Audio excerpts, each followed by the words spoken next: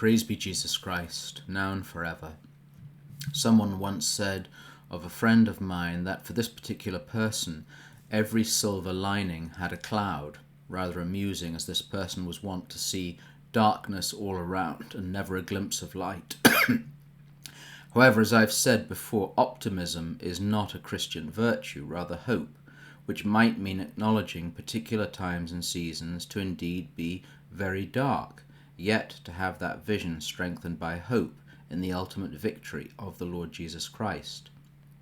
I've found in recent days, being back in the homeland in the US, but also in Europe, that many people, of faith or none, see more dark clouds around than silver lining. There's a palpable sense of gloom, of fear, even of despair, both because of the situation of the world and politics, war, but also, sadly, in the church. We forget, I think, to our detriment, the Pauline teaching that we are not engaged fundamentally in human battles, but fighting against principalities and powers.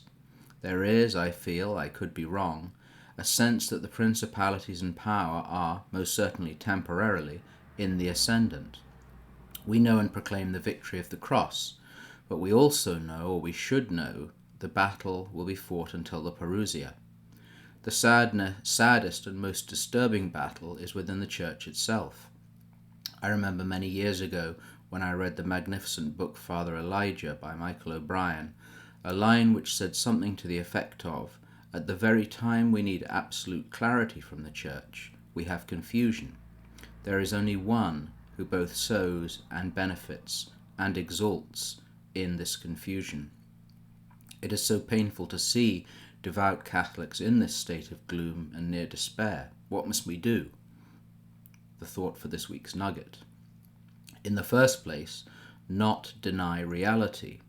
There is no place in a time of battle to say we're in peace. The sand may be tempting, but our heads were not made to be buried, but to see. We must, and I repeat, be people of hope, but not the spiritual equivalent of Neville Chamberlain, waving a piece of paper signed by Hitler, crying, "Peace in our time." Rather, a Churchillian spirit is called for, seeing with absolute clarity the dangers, but determined to achieve victory. Two gifts and graces are called for, the first being courage. Fortitude as a cardinal virtue we know is essential, but courage is now at the fore. Paul says in 1 Philippians 1:28 that the Philippians must not be frightened by anything their opponents do to them.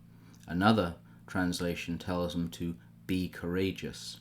Chesterton said that courage means a strong desire to live, taking the form of a readiness to die. That's what's called for in these times. Be not afraid, Jesus continually told his disciples then, and they had much to be afraid of, and he says the same to his disciples now. Have courage, I have conquered the world. That courage recognizes the war and is ready for the wounds. The second gift or grace we desperately need, and we must fervently pray for, is discernment, especially what the scriptures call the discernment of spirits. Discernment, literally the ability to judge well, is the antidote to confusion.